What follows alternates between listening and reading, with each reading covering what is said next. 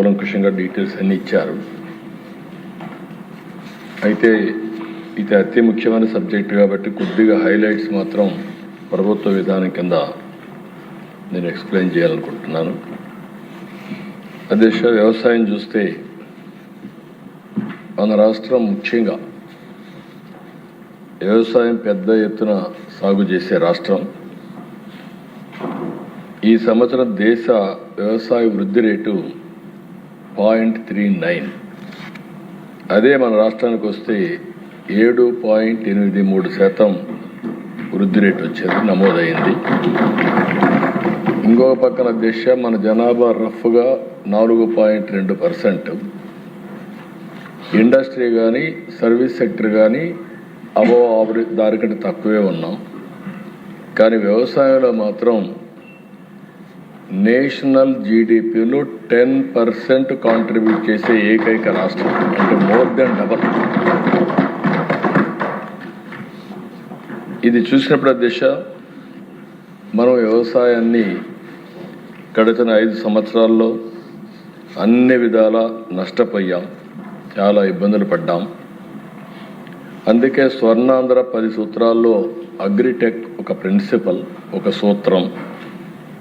ఇంకొక పక్క రైతన్నకి ఫర్దర్గా ముందు తీసుకుపోవడం కోసం పంచసూత్రాలు పెట్టుకున్నాం. ఒకటి నీటి భద్రత. ఇప్పుడే మంత్రి గారు చెప్పారు, డిమాండ్ ఆధారిత పంటలు. ఏదో మనం పండించడం కాకుండా ఆహారపు అలవాట్లు మారినప్పుడు వాళ్ళకు అవసరం మేరకు మనం పంటలు పండించే పరిస్థితి రావాలి. టెక్నాలజీ ఆల్ వాక్స్ ఆఫ్ లైఫ్లో వచ్చింది కాబట్టి అగ్రికల్చర్ మొత్తం టెక్నాలజీ అంతా ఉపయోగించాలి. ఫుడ్ ప్రాసెసింగ్ పోకపోతే, వ్యవసాయ ఆధార పరిశ్రమలు లేకపోతే రాను రాను మనం పండించిన పంటలకి చాలా వరకు వేరియేషన్స్ వచ్చి చాలా నష్టపోయే పరిస్థితి వస్తుంది. అల్టిమేట్గా గవర్నమెంట్ ఎప్పుడు ప్రభుత్వ విధానాలు కానీ అదే మరిగా ఏదైనా క్రైసిస్ వచ్చినప్పుడు ఆదుకోవడం కానీ చేస్తూనే ఉండాలి. ప్రభుత్వ మద్దతు కూడా ఉండాలి. ఇలాంటి 5 ప్రిన్సిపల్స్ పెట్టుకున్నాం. రాష్ట్రంలో 22.5 లక్షల వ్యవసాయ పంప్ సెట్ కూడా పనిచేస్తున్నాయి. ఇంకొక పక్కన దిశ ఈ సంవత్సరం కూడా 69,000 కనెక్షన్లు అదనంగా ఇచ్చాం. ఒక్క వ్యవసాయానికి మనం చూస్తే 13,722 కోట్ల రూపాయలు 26-27కి ఒక్క కరెంటు మాత్రం ఉచితంగా ఇవ్వడానికి కేటాయించాం. మనం అందరం కూడా దేశ ఆరోగ్యం కూడా బాగుండాలంటే న్యూట్రిషియస్ ఫుడ్ తీసుకోవాలి. పంటలు కూడా బాగా రావాలంటే దానికి సాయిల్ హెల్త్ కూడా చూసుకోవాల్సిన అవసరం ఉంది. దీనికోసమే మైక్రో న్యూట్రియంట్స్ కూడా వెళ్ళి ఈ సంవత్సరం అయితే పెద్ద ఎత్తున దగ్గర ఒక 1,250 మెట్రిక్ టన్నులు మైక్రో న్యూట్రియంట్స్ కూడా సరఫరా చేశాం. అన్నదాత సుఖీభవ దిశ కొంతమంది మాట్లాడుతున్నారు. 20,000 రూపాయలు ఇస్తామని ఎన్డీఏ చెప్పాం. 3 ఇన్స్టాల్మెంట్స్ కేంద్ర సమానంగా రాష్ట్ర వాటా కింద 14,000, కేంద్ర వాటా కింద 6,000, మొత్తం 20,000 ఇస్తున్నాం. అయితే అధ్యక్ష, ఎవరైతే విమర్శిస్తున్నారో వాళ్ళు చెప్పేది 7,500 రూపాయలు వాళ్ళు రైతులకు ఇస్తే ఈరోజు 14,000 రూపాయలు రాష్ట్ర ప్రభుత్వం అంటే 2 ఇస్తున్నామని చెప్పి కూడా నేను మీకు తెలియజేస్తున్నాను. ఆ రోజు ఒక్క రైతుకి డబ్బులు ఇస్తున్నామని చెప్పి మిగిలినటన్నీ కట్ చేశారు. అంటే వ్యవసాయాన్ని పూర్తిగా నిర్వీర్యం చేసే పరిస్థితికి వచ్చారు. ఈరోజు మనం నిన్న కూడా మినిస్టర్ గారు వీళ్ళందరూ మాట్లాడారు, మీరు చూశారు. 47 లక్షల మందికి ఇన్పుట్ సబ్సిడీ 310 కోట్లు ఇచ్చాం. ధాన్యం కొనుగోలు దిశ రికార్డు స్థాయిలో 24 గంటల్లో వాళ్ళ అకౌంట్లో వేసాం 10,876. ఇది కాకుండా దిశ మీరు ఒకసారి చూస్తే 1,670 కోట్ల రూపాయలు బకాయిలు పెట్టిపోతే ఆ బకాయిలు కూడా చెల్లించే పరిస్థితికి వచ్చాం. వీళ్ళు రైతులు ఆత్మహత్యలు ఎక్కువ జరిగే ఆ కాలంలో వాళ్ళు బకాయిలు పెట్టిపోతే 5,67,00,000 ఈ ప్రభుత్వం వస్తారు, అది కూడా పే చేశాం. ఈరోజు నేను ఒకటే చెప్పాను, ఆత్మహత్యలు జరగడానికి వీలు లేదు, రైతు అధైర్యపడడానికి వీలు లేదు, రైతుకు అండగా ఉంటాం. ఎక్కడన్నా ఆత్మహత్య చేసుకుంటే ఏ కారణంతో చేసుకున్నాడో అధ్యయనం చేసి తిరిగి పునరావృతం కాకుండా చేయడానికి ప్రతి రైతు ఆత్మహత్యని ఆడిట్ చేసే పాలసీ కూడా తీసుకొస్తున్నామని చెప్పి మీ ద్వారా రైతులకందరికీ హామీ ఇస్తున్నాను. ఇంకొక పక్కన దిశ యాంత్రీకరణ. ఈరోజు మోడర్న్ ఏజ్లో యాంత్రీకరణతో ముందుకు పోతున్నాం, సబ్సిడీలు ఇస్తున్నాం, ఊబరైజేషన్ తీసుకొస్తున్నాం. ఎక్కడ అవసరమైతే అక్కడంతా కూడా ఈ యొక్క యాంత్రీకరణ కోసం పెద్ద ఎత్తున పోవడం, టెక్నాలజీ నాలెడ్జ్ ఈ రెండు కూడా తీసుకొని ఏఐ కానీ ఇలాంటి అనేక లేటెస్ట్ టెక్నాలజీస్ అన్నీ కూడా తీసుకుంటున్నాం. తొందరలోనే ఈ సంవత్సరం నేను అనుకుంటున్నాను ఏఐ అగ్రానమిస్ట్ ప్రతి ఒక్క రైతుకి అండగా ఒక ఏఐ అగ్రానమిస్ట్ ప్రొవైడ్ చేసే బాధ్యత ఈ ప్రభుత్వం తీసుకుంటాం. ఏ పొలం దగ్గరికి పోయినా మళ్ళీ ఎవరో సహాయం చేయడమే కాకుండా నేరుగా అసిస్టెన్స్ ఇచ్చే విధంగా తీసుకొస్తాం. ఫుడ్ ప్రాసెసింగ్కి ఎక్కువ ప్రాధాన్యత పెట్టాం. 14,230 కోట్ల రూపాయలు పెట్టుబడులు వచ్చాయి. దీనివల్ల 2 లాభాలు, ఒక పక్క ఉపాధి కూడా వస్తుంది. ఈ ప్రభుత్వం వ్యవసాయ ఆధార పరిశ్రమలు ఫుడ్ ప్రాసెసింగ్కి ఎక్కువ ప్రాధాన్యత ఇస్తున్నాం. దీన్ని లాజికల్గా తీసుకెళ్తాం. ఇంకొక పక్కన దిశ ప్రకృతి సేద్యం 8,168 గ్రామాల్లో జరుగుతూ ఉంది. 17,75,000 ఎకరాల్లో ప్రకృతి సేద్యం సాగు అవుతా ఉంది. 15 లక్షల మంది ఫార్మర్స్ ఇందులో పనిచేస్తున్నారు. 29కి 50 లక్షల ఎకరాల్లో 40 లక్షల ఫార్మర్స్ని వ్యవసాయం ప్రకృతి సేద్యం వైపు పంపించే కార్యక్రమానికి శ్రీకారం చుడతాం. ఇదే కాదు, ట్రేసబిలిటీ సర్టిఫికేషన్ దీనికి కూడా ప్రాధాన్యత ఇస్తున్నాం. ఇంత మునిపే మినిస్టర్ గారు చాలా సమర్థవంతంగా చెప్పారు. దేశ ఒక విషయం మీరు చూస్తే రాయలసీమకు హార్టికల్చర్కి ఎక్కువ ప్రాధాన్యత ఇస్తున్నాం. ఈరోజు మీరు చూస్తే 20 లక్షల ఎకరాల్లో హార్టికల్చర్ ఉంది. అదే మాదిరిగా 400 మిలియన్ మెట్రిక్ టన్స్ పండ్లు కూరగాయలు తయారవుతున్నాయి, ఉత్పత్తి అవుతున్నాయి. దీన్ని రాబోయే రోజుల్లో రాయలసీమ ఈరోజు దేశంలో వీఆర్ నెంబర్ 1. అంటే మొత్తం అన్ని రాష్ట్రాల కంటే ఎక్కువ పండ్లు పండించే రాష్ట్రం ఆంధ్రప్రదేశ్ రాష్ట్రం. దీన్ని 20 లక్షల నుంచి 40 లక్షలు చేసి 400 మిలియన్ మెట్రిక్ టన్స్ నుంచి 1000 మిలియన్ మెట్రిక్ టన్నులు చేసి ప్రపంచానికే నెంబర్ 1గా రాయలసీమ హార్టికల్చర్ హబ్గా తయారు చేస్తాం. దిశ దీనికి ఒక ప్రాజెక్ట్ కూడా తయారు చేశాం. క్లస్టర్ విధానం పెట్టుకున్నాం. 30,000 కోట్ల రూపాయలతో ఒక ప్రాజెక్ట్ తయారు చేసి గవర్నమెంట్ 30,000 కోట్లు ఖర్చు పెట్టి ప్రైవేట్ కింద అంటే ఇన్వెస్ట్మెంట్ వ్యవసాయ ఆధార పరిశ్రమలు ఇన్ఫ్రాస్ట్రక్చర్ దీనికి అదనంగా ఒక 70,000 కోట్లు అంటే హార్టికల్చర్కు మాత్రం 1,00,000 కోట్ల రూపాయల పెట్టుబడితో 1000 మిలియన్ మెట్రిక్ టన్నులు 40 లక్షల ఎకరాల్లో దేశంలోనే కాదు ప్రపంచంలో ఒక ప్రాంతంలో ఎక్కడెక్కడ కనపడదు అన్ని రకాల పంటలు ఇక్కడ పడతాయి, పండిస్తామని చెప్పి కూడా నేను మీకు తెలియజేస్తున్నాను. ఇదే కదా దిశ, ఓసారి పంటలు వేసినప్పుడు ఒడిదుడుకులు వస్తాయి, పొగాకు. ఇక్కడ మన రాష్ట్రంలో మేము ఆలోచించే విధానం అన్నీ కూడా వాణిజ్య పంటలకు వెళ్ళాలని, రెండోది రైతుకు గిట్టుబాటు ధర రావాలని. ఈరోజు మీరు ఒకసారి చూస్తే కోకో ప్రోత్సహిస్తున్నాం. ఏలూరు దగ్గర రాబోయే రోజుల్లో కోకో సిటీ ప్రపంచంలో మొట్టమొదటి సిటీ ఏలూరు దగ్గర వస్తుందని చెప్పి కూడా నేను మీకు తెలియజేస్తున్నాను. కాఫీ, అరకు కాఫీ ఇది ఒక గ్లోబల్ బ్రాండ్గా తయారయ్యే పరిస్థితి వచ్చింది. మన ప్రాంతంలో గిరిజనులు పండించే అరకు ప్రపంచవ్యాప్తంగా పాపులారిటీ వచ్చే పరిస్థితి తీసుకొచ్చాం. పొగాకు, మామిడి, ఉల్లి, కోకో ఇబ్బందులు వస్తే 588 కోట్ల రూపాయలు వాళ్లకు మార్కెట్ ఇంటర్వెన్షన్లు ఇచ్చి వాళ్ళని ఆదుకున్నాం. ఇంకొక పక్కన దేశం మీరు ఒకసారి చూస్తే అక్వా దేశంలోనే మనం నెంబర్ 1గా ఉన్నాం. ఇప్పుడు ఈ సంవత్సరం కూడా 17% గ్రోత్ రేట్ వచ్చింది. దేశంలో ఎగుమతుల్లో 34% మన దగ్గర నుంచి వస్తుంది. అందుకే అక్వా జోన్ని పెద్ద ఎత్తున అభివృద్ధి చేసి ఇంత మునుపు మాయమాటలు చెప్తే ₹1.50 యూనిట్ కరెంట్ ఇచ్చి మళ్ళీ అక్వాని రివైవ్ చేసిన ఘనత ఎన్డీఏ ప్రభుత్వానికి దక్కిందని చెప్పి కూడా నేను మీకు తెలియజేస్తున్నాను. దీంతో నాకు ఏమాత్రం అనుమానం లేదు. ఇప్పుడు మీరు చూసే చేపల ఉత్పత్తిలో 29%, రొయ్యల ఉత్పత్తిలో 75% మన దగ్గరనే ఉంది. రేపు రాబోయే రోజుల్లో అమెరికాలో కూడా మనకు నిన్న మొన్న మీరు చూసినప్పుడు ట్రేడ్ డీల్లో ఆక్వాకల్చర్కి మళ్ళా టారిఫ్ కూడా తగ్గించే పరిస్థితికి వచ్చారు. దీనివల్ల నాకు అనుమానం లేదు. ఆంధ్రప్రదేశ్ ప్రపంచానికే ఒక హబ్గా, అక్వాకల్చర్ హబ్గా కూడా తయారవుతుందని చెప్పి నేను మీకు తెలియజేస్తున్నాను. మత్స్యకారుల సేవలో కూడా ₹20,000 ఇచ్చాం, ₹222 కోట్ల పే చేశాం. ఇక్కడ నేను ఎమ్మెల్యేస్ అందరినీ కూడా రిక్వెస్ట్ చేస్తున్న దిశ ప్రజలు కూడా కోరుతున్నా, నీరు అనేది చాలా ముఖ్యం.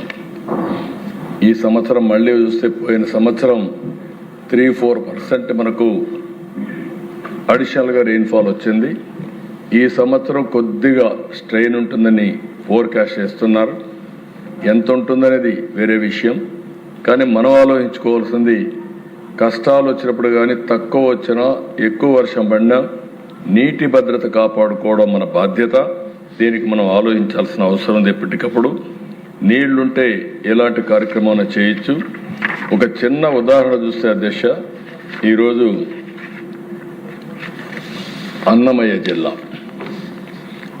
జిల్లాలో సమర్థ నీటి నిర్వహణ చేశారు. నవంబర్ 2024 12.97 మీటర్లు నీటి డెప్త్ ఉండేది. ఈరోజు 25కి వస్తే 6.67 మీటర్లకు వచ్చారు. అంటే ఒక్క సంవత్సరంలో సమర్థవంతమైన నీటి నిర్వహణ వల్ల 6.3 మీటర్లు భూగర్భ జలాలు పెరిగాయంటే అది ఒక చరిత్ర. అక్కడ అడ్మినిస్ట్రేషన్ మనస్ఫూర్తిగా అభినందిస్తున్నాను దేశం.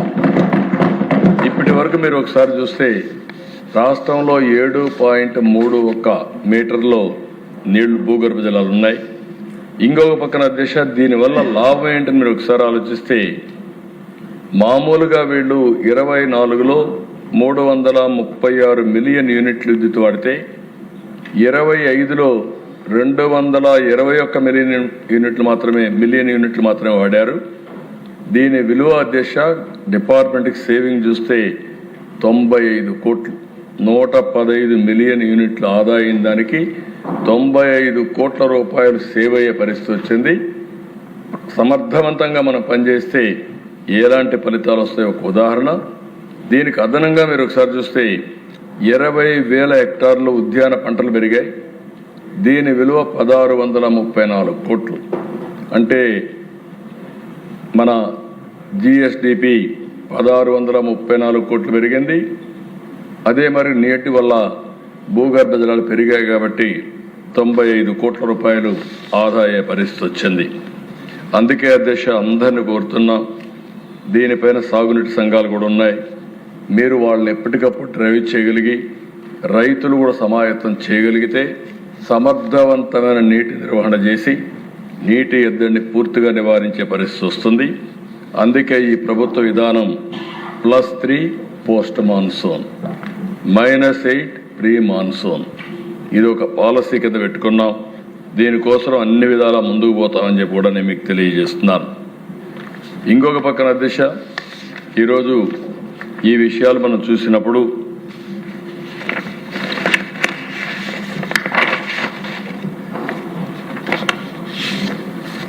నేను ఒకటే రైతులందరూ విజ్ఞప్తి చేస్తున్నా, ఎక్కడికక్కడ ఇప్పుడిప్పుడు దీనికి అవసరమైనటువంటి మెకానిజం పెట్టాం, టెక్నాలజీ అంతా కూడా ఇంటిగ్రేట్ చేశాం.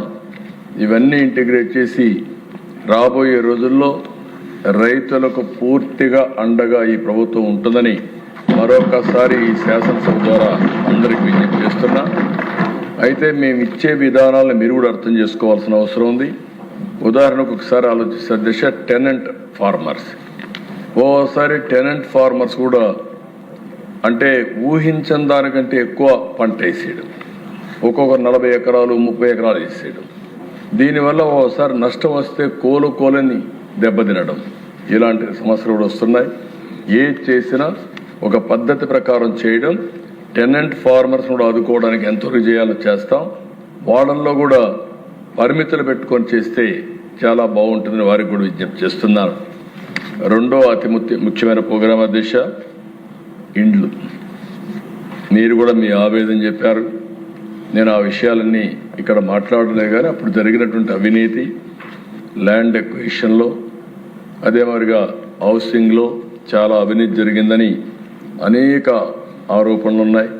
కడాన శాండ్ పాలసీ కూడా ఏ విధంగా దుర్వినియోగం చేశారో మొత్తం మనందరం చూసాం. అవన్నింటిపైన కూడా ఎంక్వైరీలు జరుగుతున్నాయి. ఇంకా ఎవరి దగ్గర ఇన్ఫర్మేషన్ ఉంటే అది కూడా ఇవ్వండి. అవన్నీ తీసుకొని తప్పకుండా చట్టపరంగా ఎవరు తప్పు చేసినా తప్పించుకోలేని విధంగా శిక్షిస్తామని చెప్పి కూడా నేను మీకు తెలియజేస్తున్నా. ఇక్కడికి వచ్చినప్పుడు అధ్యక్ష, ఈరోజు ప్రభుత్వ విధానం 29 లోపల అందరికీ ఇంటి జాగా ఇవ్వాలని. ఈరోజు మనం చూస్తే 2,20,000 మందికి ఇంటి జాగాలు లేవు. అవన్నీ ఎన్యూమరేట్ చేస్తున్నాం. వాళ్ళకందరికీ ఇంటి జాగాలు ఇచ్చే కార్యక్రమానికి శ్రీకారం చుట్టాం. పట్టణ ప్రాంతాల్లో 2 సెంట్లు, గ్రామీణ ప్రాంతాల్లో 3 సెంట్లు.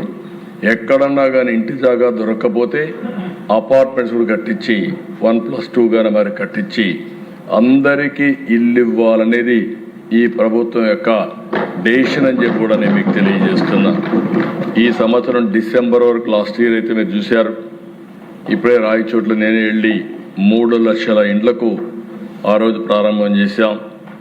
ఈ సంవత్సరం ఉగాది, మార్చి కంటే ముందు, ఉగాది కంటే 2 రోజుల ముందు 3 లక్షల ఇండ్లు గృహప్రవేశాలు చేస్తామని చెప్పి మీకు గమనిస్తున్నాం.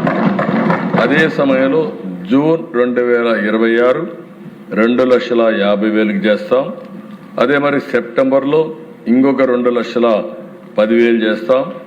ఈ ఒక్క సంవత్సరంలోనే 26 లోపల 10,60,000 ఇండ్లు పూర్తి చేసి గృహప్రవేశాలు చేస్తాం. ఇది కాకుండా అధ్యక్ష, ఇప్పుడే మంత్రి గారు చెప్పారు, అడిషనల్గా దగ్గర 6 నుంచి 7 లక్షల ఇండ్లు కట్టాల్సిన అవసరం ఉంది. గవర్నమెంట్ ఆఫ్ ఇండియా కూడా మొన్నే ఆ పోర్టల్ కూడా ఓపెన్ చేశారు.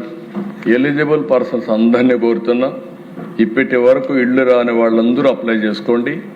వాళ్ళు కూడా ఎగ్జామిన్ చేసి మేము కూడా పర్సూ చేసి అందరికీ, ఇల్లు లేని వారందరికీ ఇళ్ళు కట్టించే బాధ్యత అటు కేంద్రం ఇటు రాష్ట్రం 2 ప్రభుత్వాలు తీసుకుంటామని హామీ ఇస్తున్నా. ఇప్పుడే వారు చెప్పినట్టు ఎస్సీలకు కానీ, ఎస్టీలకు కానీ, బీసీలకు కానీ, మైనారిటీకి కానీ అదనంగా కూడా ఆర్థిక సహాయం చేస్తున్నాం.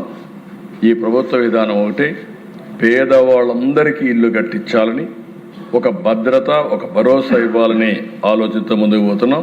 తప్పకుండా ఇది కూడా చేస్తామని చెప్పి తెలియజేసుకుంటూ, రాజకీయ కక్షలంటే దిశ 2019 దగ్గర 2,70,000 ఇండ్లు కట్టుకున్నారు. దగ్గర 913 కోట్ల రూపాయలు ఖర్చు పెట్టారు. ఆ రోజు తెలుగుదేశం పార్టీ హయాంలో స్టార్ట్ చేశారు కాబట్టి కక్ష కట్టి వాళ్ళకి డబ్బులు ఇవ్వకుండా ఇబ్బంది పెట్టే పరిస్థితి వచ్చారు.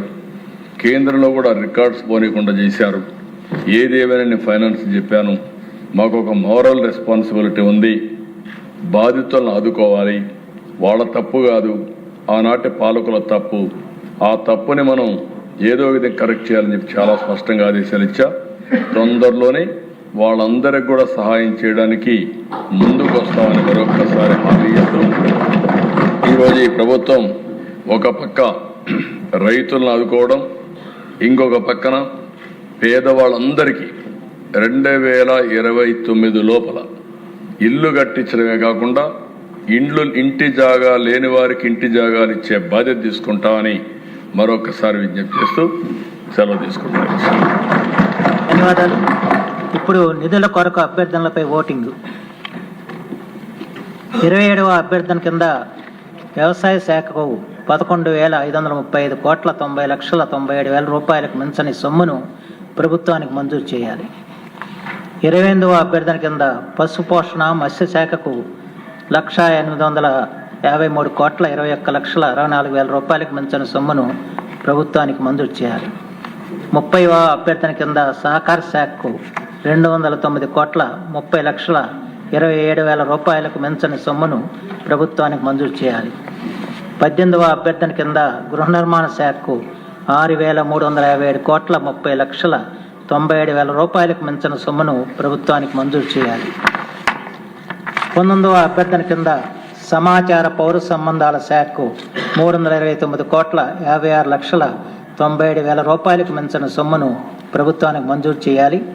ఈ అభ్యర్థనలకు సుముఖంగా ఉన్నవారు అవును అనండి, వ్యతిరేకంగా ఉన్నవారు కాదనండి.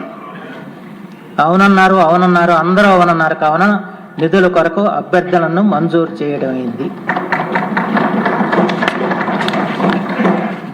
ఈనాటి సమావేశం ఇంతటితో ముగిసింది. తిరిగి బుధవారం అంటే 4 మార్చి 2026 ఉదయం 9 గంటలకు కలుద్దాం.